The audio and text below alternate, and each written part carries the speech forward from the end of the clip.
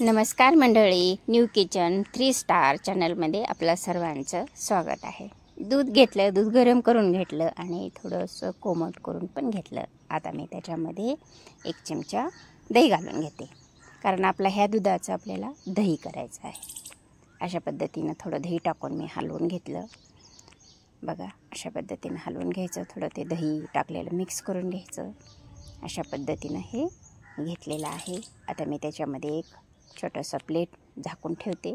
जवळपास 6 ते 7 तास मी हे झाकून ठेवलं. आता हे दही काढून घेतलं, प्लेट काढून घेतली. बघा, दह्याचं म्हणजे कसं वेगळंच टेक्स्चर दिसतंय.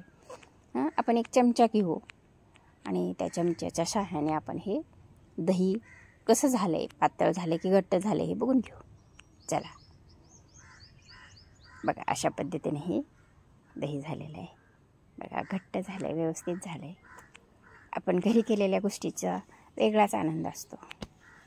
बघा, अशा पद्धतीनं हे दही झालेलं आहे.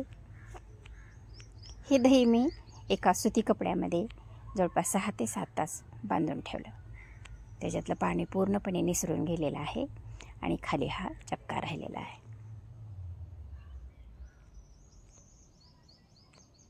अशा पद्धतीने हे खाली चक्का राहिलेला आहे आणि आता आपण हे एका पातेल्यामध्ये काढून घेऊ.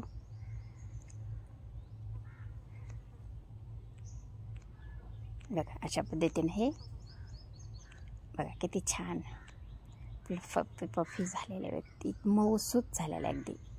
तर आपण श्रीखंड करू किंवा आम्रखंड करू, अशा पद्धतीनं आपण हे हातानं घुसळून घ्यायचं.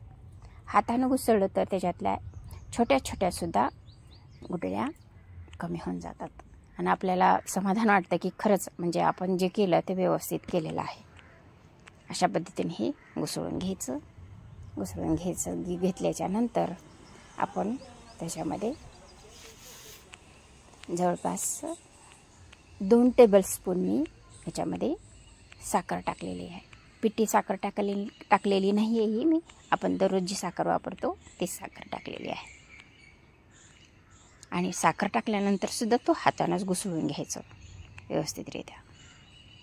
बघा, अशा पद्धतीने हे व्यवस्थित घुसळून घ्यायचं, मऊ करून घ्यायचं.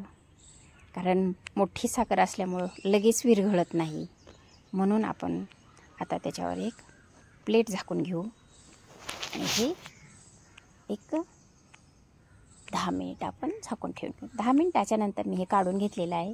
त्याच्यामध्ये मी 1 कप आंब्याचा जे रस काढून ठेवलेला होता तो रस मी ह्याच्यामध्ये टाकून घेतला. आपल्याला आम्रखंड करायचा आहे म्हणून मी आंब्याचा रस त्याच्यामध्ये टाकलेला आहे.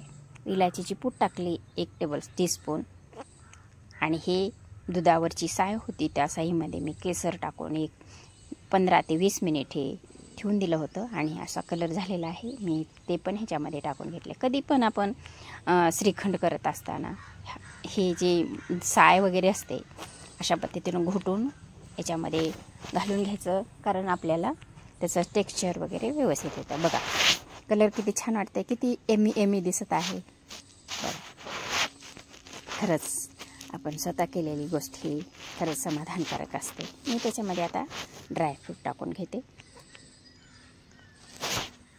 अशा पद्धतीने मी हे ड्रायफ्रूट टाकून घेतलेले आहे. बघा, मी काजू टाकले, पिस्ता टाकला. आता त्याच्यामध्ये मी बदाम टाकते. अशा पद्धतीने ह्या सगळे इन्ग्रेडियंट ड्रायफ्रूट मी ह्याच्यामध्ये टाकून घेतलेले आहेत. हे सगळे ड्रायफ्रूट मी ह्याच्यामध्ये टाकून घेतले आणि आता मी ह्याच्यात थोडं घुसळून घेते, मिक्स करून घेते. जेव्हा आपण हे आम्रखंड खात असताना आपल्या दाताखाली ह्या ड्रायफ्रूटचे एक कण येतात, त्यावेळेस काय म्हणजे त्याची वेगळीच समाधानी असते. चला, 1 बाउल घेऊ, त्याच्यामध्ये मी हे सर्व करून घेते. अशा पद्धतीने मी हे आपलं आम्रखंड या बाउलमध्ये सर्व करून घेत आहे. कलर पण छान आलेला आहे, छान दिसतंय, एमी झालेलं आहे. लाईक करा, शेअर करा, कॉमेंट करा, सबस्क्राईब करा. थँक्स.